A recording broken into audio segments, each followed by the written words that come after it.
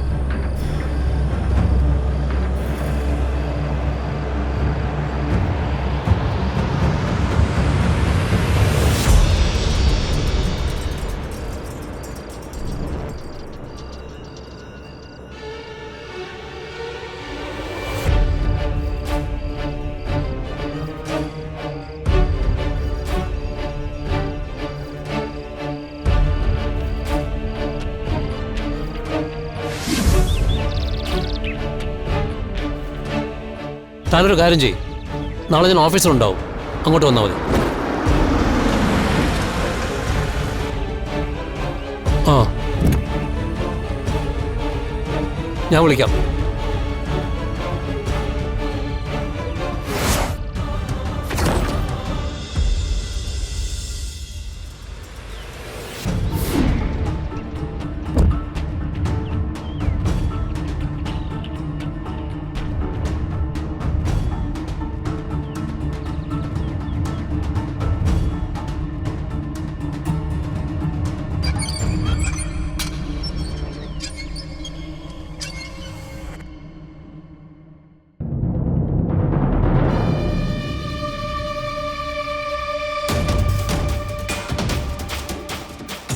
രാമേന്ദ്രനല്ലേ?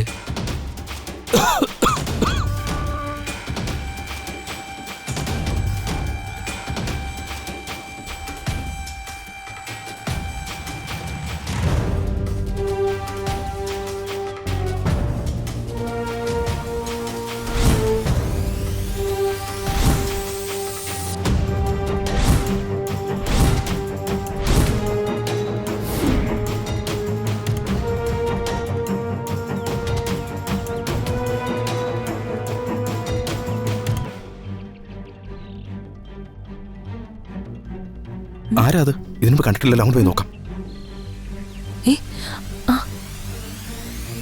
എന്തോ പ്രശ്നമുണ്ടല്ലോ, വാ നോക്കാം.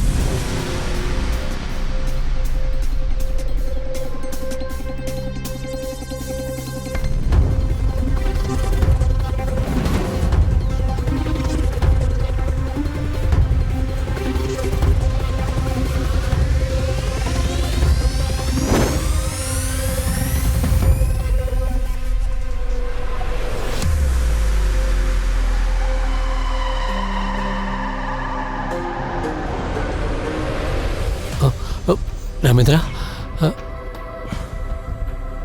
മഹാദേവ, താനെന്താ ഇവിടെ? ഇതെന്റെ വീടാ.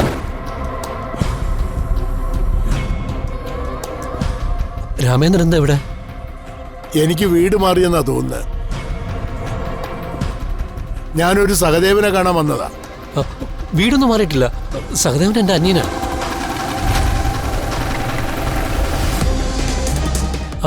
അവൻ എന്തിനാ കാണുന്നേ? സഹദേവന്റെ മോക്ക് കോളേജിൽ അഡ്മിഷൻ ശരിയാക്കി കൊടുത്തിരുന്നു. അതിന് പണം വാങ്ങാൻ വന്നതാ. നിന്റെ വീടാണിതെന്ന് അറിഞ്ഞിരുന്നെങ്കിൽ ഞാൻ ഈ പടി ചവിട്ടില്ലായിരുന്നു. അവൻ എത്ര രൂപയെ തരാവുള്ളെന്ന് വെച്ചാൽ ഞാൻ തരാം. ഓ വേണ്ട, നിന്റെ കയ്യിൽ നിന്ന് കാശ് വാങ്ങിയാൽ എനിക്ക് കിടന്നാൽ ഉറക്കം വരില്ല. ഈ ജന്മത്തിൽ ഒരിക്കലും നിന്നെ നേരിട്ട് കാണേണ്ടി വരില്ലേ എന്ന് ആഗ്രഹിക്കുന്ന ഒരാളാണ് ഞാൻ. എന്നിട്ടും വിധി എന്നെ നിന്റെ മുമ്പിൽ കൊണ്ടെത്തിച്ചു. പക്ഷെ അതൊന്നുകൊണ്ടും നിന്നോട് മറക്കാനോ ക്ഷമിക്കാനോ എനിക്ക് കഴിയില്ല മഹാദേവ. കമ്പിളി ചുങ്കത്തുള്ള പാവം ശുഭയോട് നീ ചെയ്ത നെറിയേട് ഞാൻ ഒരിക്കലും ക്ഷമിക്കുമെന്ന് നീ കരുതണ്ട മഹാദേവ.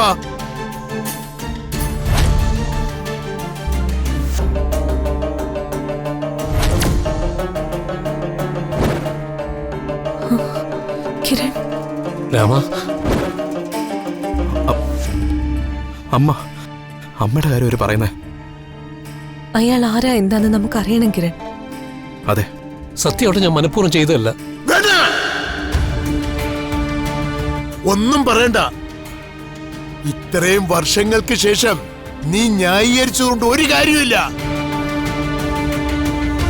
അനുഭവിക്കേണ്ടവരെല്ലാം അനുഭവിച്ചു കഴിഞ്ഞു.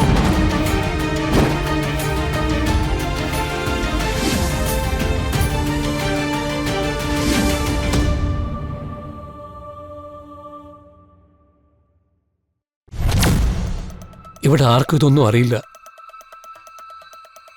രാമേന്ദ്രൻ ഇങ്ങനെയൊക്കെ സംസാരിക്കുന്ന ആരെങ്കിലും കേട്ടാൽ വലിയ പ്രശ്നമാവും. അല്ലാതെ തന്നെ ഇവിടെ ആകെ പുകഞ്ഞിരിക്കുന്ന സമയമാ. ഞാനൊരു പ്രശ്നത്തിനും ഇല്ല. പക്ഷെ ഒരു കാര്യം പറയാം, നീ ചെയ്ത പാപത്തിന്റെ ശിക്ഷ നിന്നെ തേടി വരും മഹാദേവ. ഈ ഭൂമി ചെയ്ത കർമ്മങ്ങൾക്കെല്ലാം ഫല അനുഭവിക്കാതെ ഒരു മടങ്ങിപ്പോക്ക് ആർക്കും കഴിയില്ല.